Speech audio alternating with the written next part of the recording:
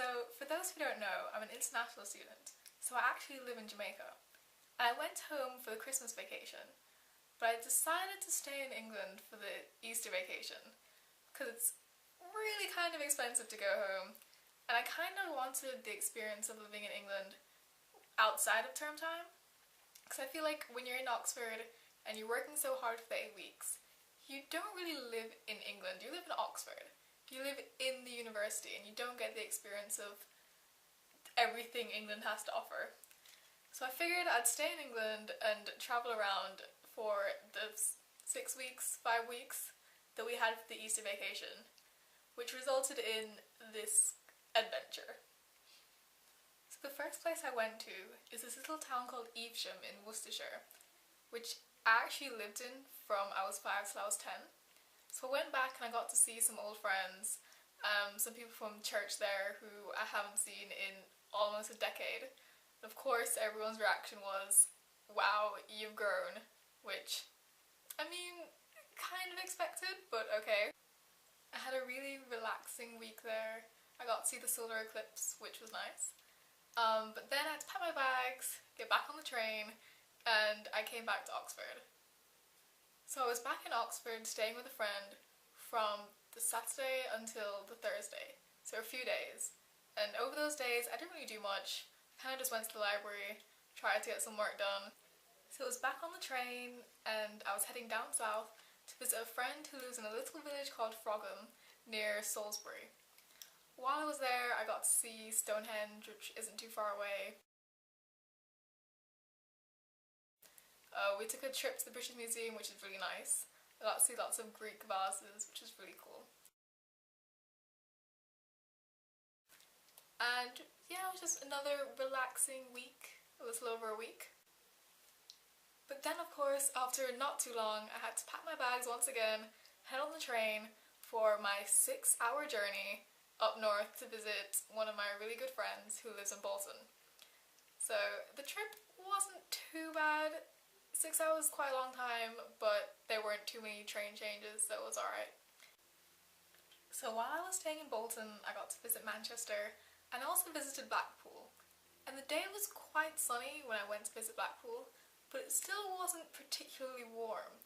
So I was very confused to see people in like swimsuits and dresses like going into the sea. I dipped my foot in and it was so cold my foot was getting numb. I don't understand English people, but okay. So after a few days in Bolton, I was on the train again with a friend. We went down to London, we spent one night with one friend, and then we spent the weekend with a group of friends somewhere else in London for the boat race. So this is, for those who don't know, the boat race between Cambridge and Oxford. It's a pretty big deal, and for the first time, the women's boat race was on the same day and in the same place as the men's boat race. And of course, Oxford won everything, because we're amazing, obviously. I like to think it's because I was there, but yeah. But both teams did really well. It was just a really fun day, it was sunny, lots of pims. So after that weekend with the boat race and some other sightseeing in London, I went to stay with my aunt who lives just outside of London. So again, another week where I didn't really do much. I was at this point just really trying to get some work done because it was the week before I moved back in, the week before collections, and after collections I knew I had to worry about prelims, which are at the end of this term. So I was really just trying to get some work done. And then after that week, it was on the bus to head back to Oxford and move back into my room. I really did like the experience of moving around and getting to see different places and getting to really see England, which I don't really get to do during term time. But if I do it again, which I probably will next year, I'll definitely try to limit the number of places that I go to. I think it's a lot better to do long stays with a few different people than short stays with lots of different people.